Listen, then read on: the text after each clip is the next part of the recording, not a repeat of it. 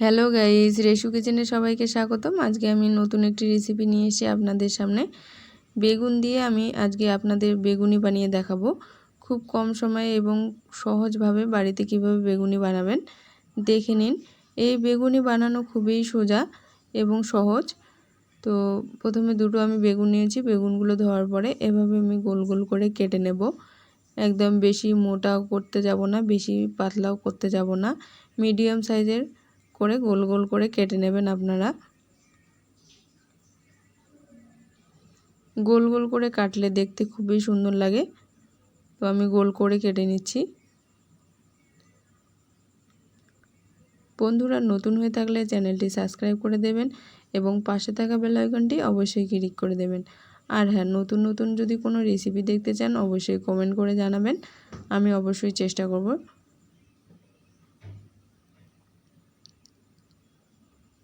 আজকে আমি যে বেগুনিটা বানাবো সেটি একদম করে মুচমুচে হবে। এটি বানাতে সবথেকে কম সময় লাগে এবং 5 মিনিটের মধ্যে এই বেগুনি রেডি হয়ে যায়। এখানে নিয়েছি আমি বেসন আর নিয়েছি কাঁচা লঙ্কা কুচি নিয়েছি।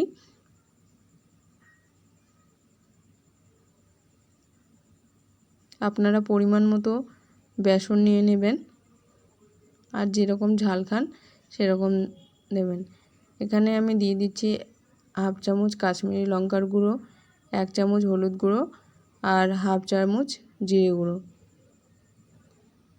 আর স্বাদ মতো লবণ দিয়ে দেবেন।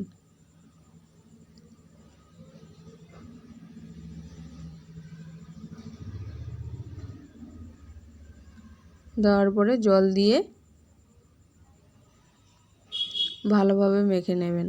কিভাবে এই জলটা মাখতে হবে আমি দেখাচ্ছি। এই জলটা মাখার মধ্যে একটা থাকে, তো জলটা টাইট করা যাবে না, একদম বেসনটার জন্য টাইটও হয় না, একদম কোনো লুজও হয় না। এটি একটু মিডিয়াম সাইজের গাঢ় গাঢ় হতে হবে। দেখুন, আমি প্রথমে যেটা করছি একটু টাইট লাগছে, এতটা টাইট করা যাবে না, তাই আমি আরেকটু জল দিয়ে নিচ্ছি। দেখাচ্ছি কীরকম করতে হবে। বেসনটা ঠিক এরকম করে নিতে হবে। আর একবার দেখাচ্ছি, এরকম করে নেবেন।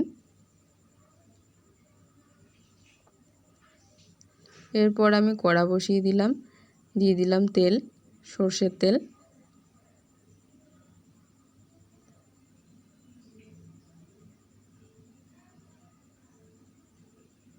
কড়া গরম হয়ে গেলে এভাবে বেসনগুলো মেখে নেবেন বেগুনিতে। নেওয়ার পরে এখানে আমি শুকনো বেসন গুঁড়ো নিয়েছি, কারণ যদি বেসন গুঁড়োটা না দিই তাহলে তেলের মধ্যে দিলে ছড়িয়ে যাবে বেসনটা। তো বেসনটা আগে এভাবে মেখে নিয়ে তারপরে শুকনো বেসনে এভাবে মেখে নেবেন, তাহলে তেলের মধ্যে বেসনগুলো ছড়াবে না।